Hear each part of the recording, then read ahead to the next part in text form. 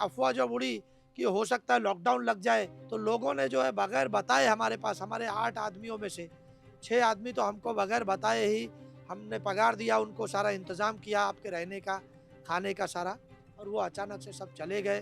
धारावी में सैकड़ों यूनिट है, जितने भी लेदर जैकेट के कारो ऑफिस बैग के, वॉलेट बनाने के, लेडीज बैग बनाने के, लगभग सभी यूनिट बंद है। वो 95% जो जिनके कारीगर दूसरे थे, बाहर से आए हुए थे, सभी धारावी में वो यहाँ से पलायन कर चुके हैं। कोई भी धारावी में कारखाना चालू नहीं है।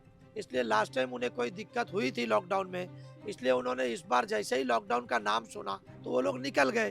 बात हो रही है, काम पे आने के लिए भी तैयार हैं, लेकिन आगे हालात बेहतर हो, जैसे ही सरकार यहाँ गैस बाटला और ये सब नॉर्मल होगा तभी वो लोग आएंगे, नहीं तो कोई भी बात सुनने को तैयार नहीं है अभी। और ऐसा अनाउंसमेंट करना चाहिए कि आपको बाटला मिलेगा, इस पर ध्यान देना चाहिए, आपको राशन मिलेगा, आपको हर चीज मुहैया कराया जाएगा, और आप भागो मत यहाँ से, आप डरो मत। ईरान, इजराइल, अमेरिका में जो युद्ध चल रहा था, उस युद्ध का असर भारत पर भी बड़े पैमाने पर देखने मिला है। मैं इस वक्त हूं मुंबई के धारावी इलाके में। धारावी मुंबई की नहीं, देश की ही नहीं, बल्कि एशिया का सबसे बड़ा स्लम है। लेकिन ये स्लम होने के बावजूद भी अपने आप में एक इकोनॉमी है, और जब दुनिया में या देश में कुछ चीजें होती है तो उसका असर इस धारावी में भी देखने मिलता है। मैं इस वक्त जहां पे खड़ा हूं, ये एक लेदर जैकेट मैन्युफैक्चर करने वाली यूनिट है, और जब से ईरान, इजराइल, अमेरिका का जो युद्ध शुरू हुआ, उसके बाद जो एक अफवाह फैलने लगी कि अब गैस जो है वो खत्म हो गया है, गैस नहीं मिलेगा, इसके अलावा लॉकडाउन लग सकता है, तो उन सारी जो अफवाहें थी उसके बाद इन सारे मैन्युफैक्चरिंग यूनिट्स है उस पर असर पड़ा है। और ऐसी ही एक मैन्युफैक्चरिंग यूनिट में मैं खड़ा हूं, जहां पर जो कारीगर थे वो इस अफवाह के बाद पलायन कर चुके हैं। पहले इस यूनिट में मैं आपको यहाँ से पूरा दिखा दूंगा कि देखिए, ये जो टेबल है, यहाँ पर जो मशीन्स रखी गई है, यहाँ पर कारीगर काम किया करते थे। लेकिन जब से इजराइल अमेरिका का युद्ध शुरू हुआ, इजराइल ईरान अमेरिका का जो युद्ध शुरू हुआ, उस युद्ध के बाद जो अफवाह फैली, तो यहाँ के कारीगर जो है वो सभी पलायन करने लग गए, और उसके चलते ये यूनिट जो है ये अब पूरी तरह से बंद हो गया है। यहाँ पर कुछ भी काम नहीं हो रहा है, और जो यहाँ पर काम करने वाले वर्कर थे, वो वर्कर भी अब जो है कब आएंगे इसकी कोई भी सही जानकारी नहीं है।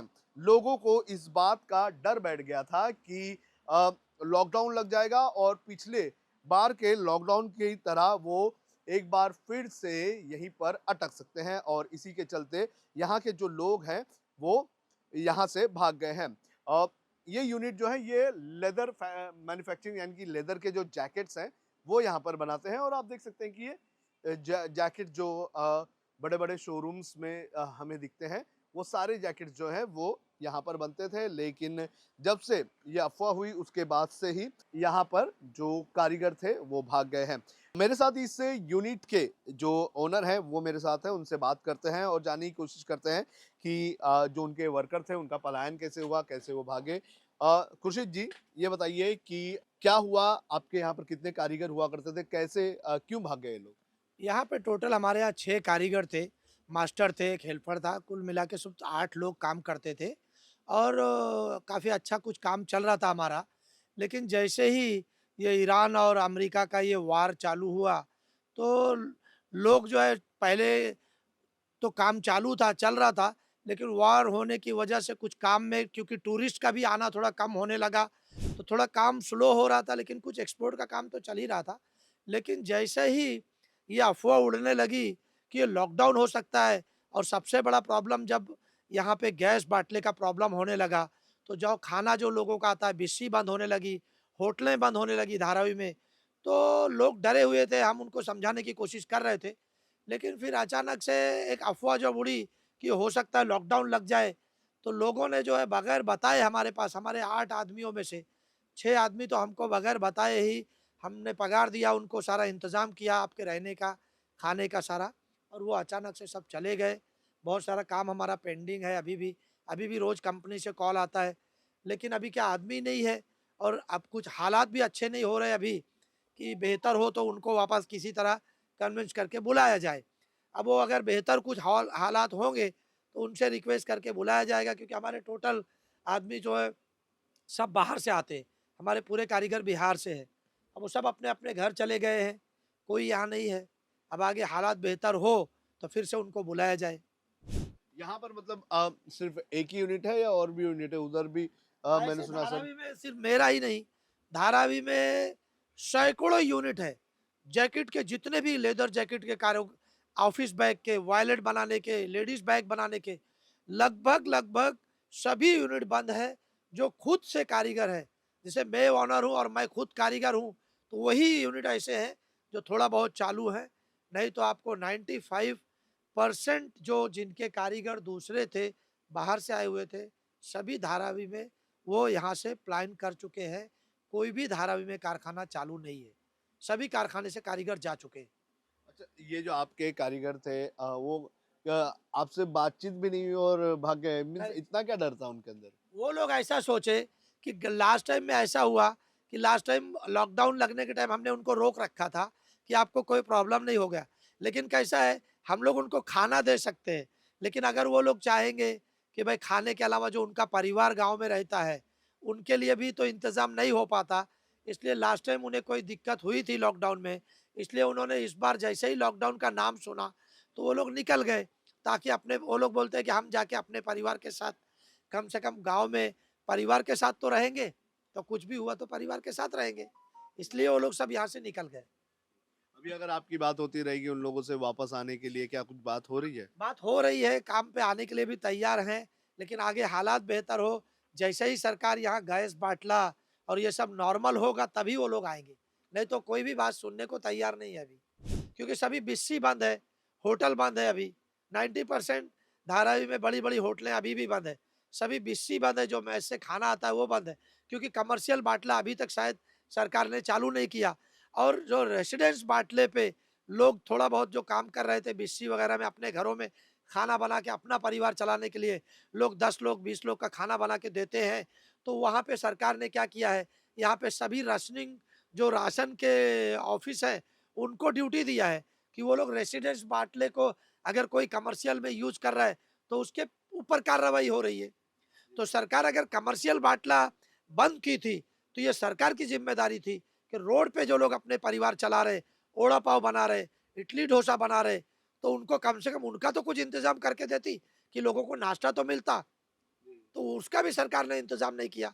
तो कहीं न कहीं इसमें बहुत हद तक सरकार फेलियर है। सरकार काम नहीं की, जिस हिसाब से गरीबों के लिए करना चाहिए था। अभी हमारे यहाँ धारावी में लोगों को कुछ जो है श्रमिक के लिए छोटे बाटले का इंतज़ाम हुआ है। बहुत सारे लोग ऐसे हैं कि उनको अभी बोल रहे हैं कि भाई बिहार का, यूपी का आपके पास अगर आधार कार्ड रहेगा, तो आपको 1600 रुपया में बाटला दिया जाएगा। नहीं, यहीं पे कालाबाज़ारी हो रही है। 3000, साढ़े 3000, 4000 में उनको बाटला मिल रहा है। अगर वो 4000 का बाटला लेगा और महीने में 10-15 हज़ार रुपया कमाता है, तो कैसे उसका परिवार चलेगा? क्योंकि वो यहाँ कमाता है, तो उसका परिवार बिहार में चलता है। यहाँ कमाता है, तो उसका परिवार यूपी में चलता है। तो डिपेंडेंट है कि उसके यहाँ कारोबार पे, अगर काम पे फ़र्क पड़ेगा और इतनी महँगी चीज़ें वो खरीद के करेगा, तो इससे अच्छा वो सोचता है कि मैं गाँव चले जाऊँ। तो गाँव में तो लोग क्या है, लकड़े पे, चूल्हे पे भी अपना परिवार चला रहे, इसलिए वहाँ चल जाता है। यहाँ तो इतना खुली जगह नहीं है कि कोई जो है अपने खाना बनाने के लिए लकड़े का, चूल्हे का इस्तेमाल कर सके। तो मजबूरी में गैस ही है, और गैस अगर नहीं मिलेगा तो क्या खाएगा वो? अच्छा, जैसे कि जब ऐसे हालात बने, तो क्या कोई सरकार की तरफ से कोई यहाँ पर आया था ये बताने के लिए? क्योंकि मैं इसलिए बोल रहा हूँ क्योंकि धारावी जो है वो एक अपने आप में एक इंडस्ट्री है। यहाँ पर हर चीज़ की इंडस्ट्री आती है, तो यहाँ से बाहर जाने वाली चीज़ें, हर चीज़ पर असर पड़ेगा अगर चीज़ें कम होती है, लेबर कम होता है या फिर कोई भी चीज़ें का यहाँ से कम हो जाती है तो। क्या सरकार की तरफ से कभी कोई आया इस ये कॉन्फिडेंस देने के लिए, जो आप जैसे छोटे-छोटे यूनिट जो चलाते हैं उन लोगों के, कि भाई आप अपने वर्कर को ये पूरा कॉन्फिडेंस दिलाएँ कि कोई भी कमी नहीं होने वाली है, कोई भी प्रॉब्लम नहीं होने वाली है? ऐसा कुछ भी नहीं हुआ। अगर ऐसा सरकार एक अनाउंसमेंट भी करती ढंग से, कायदे से, कि जो लोग छोटे-छोटे कारोबार करने वाले हैं, आज आपको मैं बताऊँ, हमारे लाइन में लेदर ही नहीं, कपड़े के गारमेंट में बड़े-बड़े कंपनी धारावी में बड़ी-बड़ी 50-50, 100-100 मशीन की यूनिट है। अगर आप वहाँ जाके देखेंगे, तो अगर 50 मशीन का यूनिट है, तो वहाँ 5 कारीगर हैं। सब जा चुके हैं, यहाँ तक कि हेल्पर नहीं मिल रहे। लोग आज आप देखोगे धारावी में बहुत सारे ऐसे नाके हैं, जहाँ पे लोग काम के लिए मजदूर रोज खड़े होते थे। आज वहाँ जहाँ 800 रुपये में मजदूर पहले बोलता था कि मुझे काम पे लेके चलो। अगर आप वहाँ एक बेगारी आज आपके एक मोरी में कुछ फँस गया है, या आज एक किचन तोड़ गया है, आपके दीवार में कुछ है, अगर आप सोच रहे, आज हम लोग सोच रहे थे कि हमारा कारोबार बंद है, तो हमारे कारखाने की कुछ रिपेयरिंग का काम है, तो हम लोग गए नाके पे मिस्त्री लाने, तो जो मिस्त्री का 1200 रुपया पगार थी, आज वो 1500 रुपया, 1600 रुपया माँग रहा है और बोलता है 10 बजे आऊँगा, 5 बजे छुट्टी हो जाएगी। तो जो लोग बचे हैं, वो लोग इस तरीके से काम कर रहे हैं। क्या सरकार की ज़िम्मेदारी नहीं बनती है कि ऐसे लोगों पर भी अंकुश लगाना चाहिए कि जब लोग बचे हैं, तो जो लोग इस तरह का काम देना चाह रहे हैं, तो उसका सरकार सपोर्ट करना चाहिए और ऐसा अनाउंसमेंट करना चाहिए कि आपको बाटला मिलेगा, इस पर ध्यान देना चाहिए, आपको राशन मिलेगा, आपको हर चीज़ मुहैया कराया जाएगा और आप भागो मत यहाँ से, आप डरो मत। इस चीज़ का अनाउंसमेंट सरकार को करना चाहिए था कि लोग ऐसा डरो मत। ये वार अगर ईरान में हो रहा है, अमेरिका में हो रहा है, तो हमारा देश तो सेफ है ना, तो हमारे देश में शांति रहे। हमारे देश, हम लोगों का यही कोशिश था कि यहाँ पे भरपूर सरकार को काम करना चाहिए था कि भाई लोग यहाँ से भागो मत, डरो मत, यहाँ पे ऐसा कुछ भी होने वाला नहीं है। और अच्छा, ये बताइए मुझे कि जैसे काम बंद है, धंधा बंद है, वर्कर चले गए सब लोग, तो कितना नुकसान हो रहा है? मतलब काफ़ी छोटी-छोटी इंडस्ट्रीज़ यहाँ पर है, छोटे-छोटे ही है। आपको क्या लगता है आपकी जैसी ये आपका ये जो मैन्युफैक्चरिंग यूनिट है, यहाँ से आपको कितना नुकसान हो रहा है?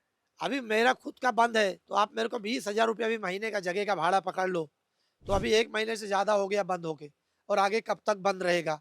लाइट का बिल आ रहा है, क्योंकि अभी लाइट का बिल तो कैसा है कि हम बैठते हैं, लाइट चालू है, लाइट चालू करके हम रखते हैं। लाइट का बिल में तो मेरे को कोई फ़र्क लगता ही नहीं, काम चालू रहता है तो भी उतना ही आता है, बंद रहता है तो भी उतना ही आता है।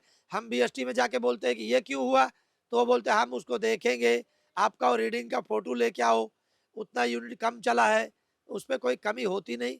और इतना टाइम अगर हम उनके पीछे लगाएँगे, तो मैं मेरे कारोबार को चालू करने के लिए कब का कोशिश करूँगा, तो मैं बीएसटी के पीछे जाऊँ, इसके पीछे जाऊँ। अब मेरा ही बात नहीं है, धारावी में हज़ारों, हज़ार लोगों का फैक्ट्री आज बंद है, लोग लाइट का बिल कहाँ से लाएगा? क्या सरकार ऐसी कोई योजना लाएगी कि भाई आपको ये कारोबार बंद है, तो आपको 2-3 महीने में लाइट की कुछ छूट दी जाएगी, बाकी चीज़ में कोई छूट दी जाएगी? ऐसी कोई योजना सरकार लाए कि छोटे कारोबार जो करने वाले लोग हैं, उनको कुछ तो सहूलियत मिले।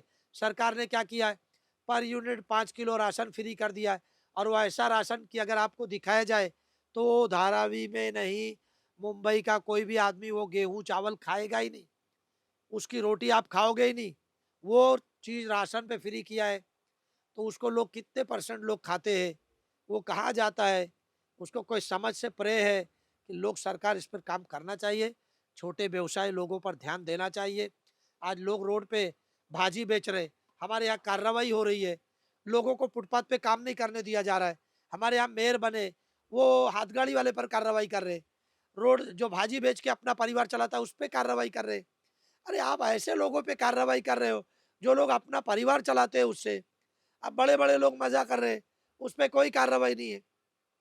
छोटे-छोटे लोगों को आप देखोगे, रोड पे बेचारा भाजी बेचने वाला है, उस पे भी मैंने अभी देखा, बहुत सारी जगहों पे, उस पे भी पक्षपात हो रहा है, जातिवाद हो रहा है। ज़रा इस पे ध्यान देना चाहिए। इंसान का कोई जात नहीं होता है, सभी एक जैसे पैदा हुए, उस पे भी जातिवाद हो रहा है। लोग बाजू में देखते हैं कि अगर महाराष्ट्रियन, मैं धारावी में देखा, अभी बहुत सारे 1 महीने से लोगों का कारोबार बंद था। उधर महाराष्ट्रियन लोग भाजी बेच रहे हैं, तो उसको कुछ नहीं बोल रहे। भैया आया है, बिहार से आया है, उसको उठा ले रहे, उसकी भाजी पलटी कर दे रहे। ये क्या इंसानियत है? समझ के बाहर है। क्या आप देश के जो मुखिया है, इस पर कार्रवाई करना चाहिए लोगों को। जातिवाद करना छोटी-छोटी चीज़ों में, ये बहुत गलत है। ऐसा मुझे लगता है कि इस तरह से होगा तो देश को आगे, बहुत आगे चल के, हमारे देश का जो गंगा-जमुनी तहज़ीब है, हिंदुस्तान में सभी एक जैसा, हमारे धारावी में तो लोग हर स्टेट से लोग रहते हैं और लोग सदियों से रहते हैं और एक जो एक जैसे रहते हैं, मोहब्बत से रहते हैं, प्यार मोहब्बत से। आज उनको वैसे ही प्यार मोहब्बत से रहने दो, उनके अंदर ऐसे चीज़ों को पलने मत दो। इसके लिए कार्रवाई करनी चाहिए लोगों पर। अगर ऐसा कोई करता है, ऐसा मतभेद करने वाले लोगों को आइडेंटिफ़ाई करो, उन पे कार्रवाई करो, लोगों को प्यार मोहब्बत से जैसे रहते हैं वैसा रहने दीजिए। जैसे अभी मैं देख रहा हूँ आपका यूनिट जो है वो 100% बंद है, टोटल बंद है। जी। अब लेकिन रात को ये खबर आई है कि दोनों ही देशों के बीच में सीज़ फायर हो गया है और अब चीज़ें चलने लगेगी। तो क्या लगता है कि अब आपका बिज़नेस जो है वो क्या लगता है कितने दिन लगेंगे? अब जो चीज़ बंद हो गया और अब वो बंद हुआ अचानक, उसको मुझे कंपनी को समेट के देना में लगा टाइम। लेकिन अब वही चीज़ को वापस चालू करने के लिए मुझे उनको वहाँ से टिकट भेजना पड़ेगा आदमी लोग को, उनकी टिकट करा के देना पड़ेगा। आज ये हालत है, मैं अभी रोज़ न्यूज़ देखता हूँ कि कुर्ला टर्मिनस और वे जहाँ-जहाँ से ट्रेनें जा रही यूपी बिहार के लिए, लोग एक के ऊपर एक जा रहे हैं, अभी भी रुक नहीं रहे।